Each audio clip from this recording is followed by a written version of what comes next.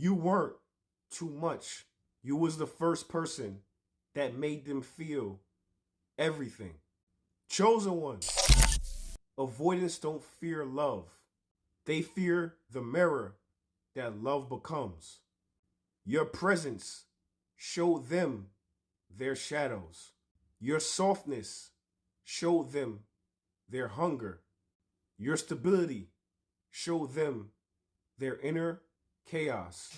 Don't shrink so others can feel comfortable avoiding themselves. Expand. Let the ones that can stand your light step forward. Let the ones who can't fall behind. Stay tuned. Valerie, talk to him. You want to know the truth? Most people don't run from you. They run from the version of themselves that wakes up in your presence. Because when someone finally meets a heart that doesn't flinch, doesn't fold, doesn't fake, something inside them starts shaking. Not because you're dangerous, but because you're accurate.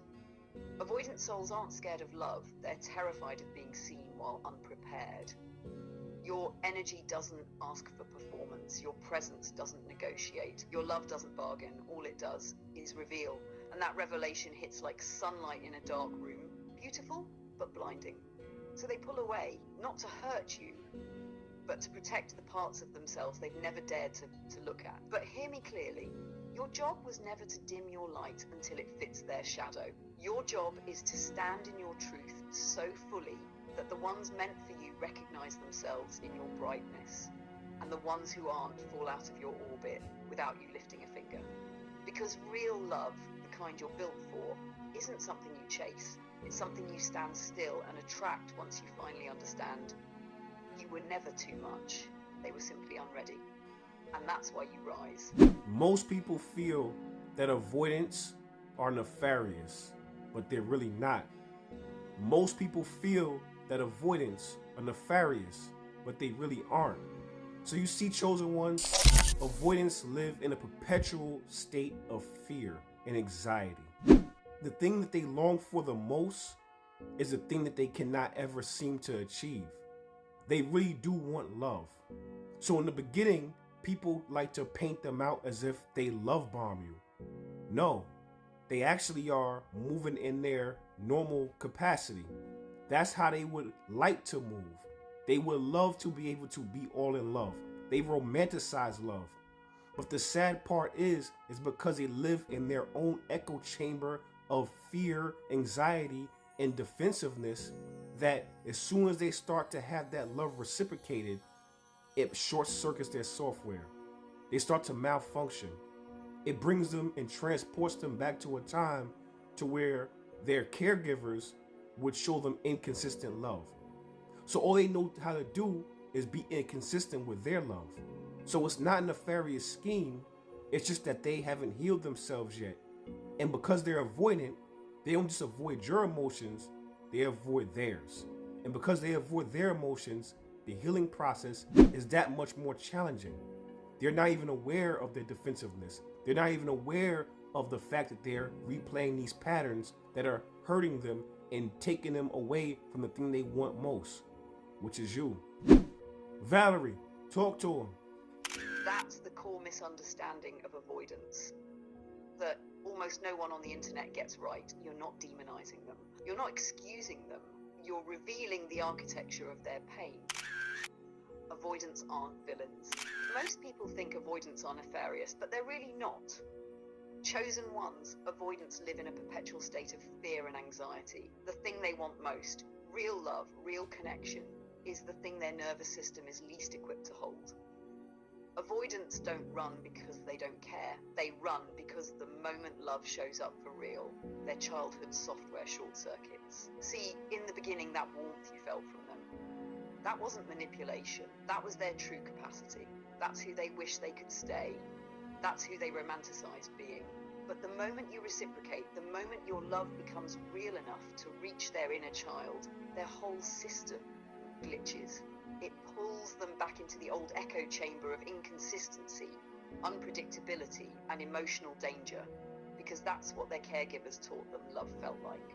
So they replay the only pattern they know, be inconsistent before they get abandoned, not because they're plotting, but because they haven't healed. Avoidants don't just avoid your emotions, they avoid their own. And that's why healing is so hard for them. They can't fix a wound they won't look at. They're not villains, they're scared. And half the time, they don't even know they're running from themselves. Getting ghosted by an avoidant hurts. Getting ghosted by an avoidant hurts.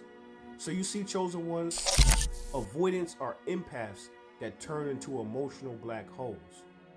So because you are an empath, you end up connecting with the real in them. You end up connecting with the empath in them. You end up connecting with them on such a deep level, it feels so real. On such a deep level that your soul actually bonded with theirs. You actually connected with this avoidant on the deep level. The reason being is because most avoidants are actually empaths in disguise. And the fact that you were able to connect with them is because both of you are actually empaths.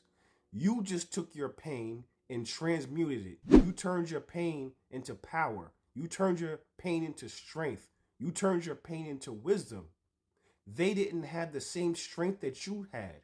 This is not me shooting a shot at them or saying that they're lesser. It's just that everybody has compensations. Everybody decides to compensate. Everybody decides to deal with their pain and their situations differently. And the fact that you dealt with yours one way, they dealt with theirs a different way.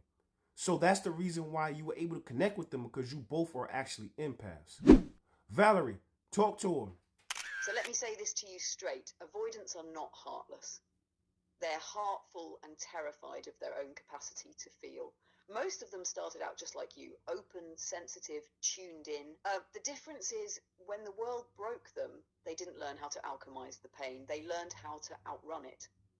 You, as a chosen one, took one path. You said, I'm going to face this. I'm going to sit with it. I'm going to heal it, even if it kills the old me. They took the other path. I'm never letting anyone put me in that position again. I will lie, detach, shut down, and sabotage before I ever feel that helpless. Same wound.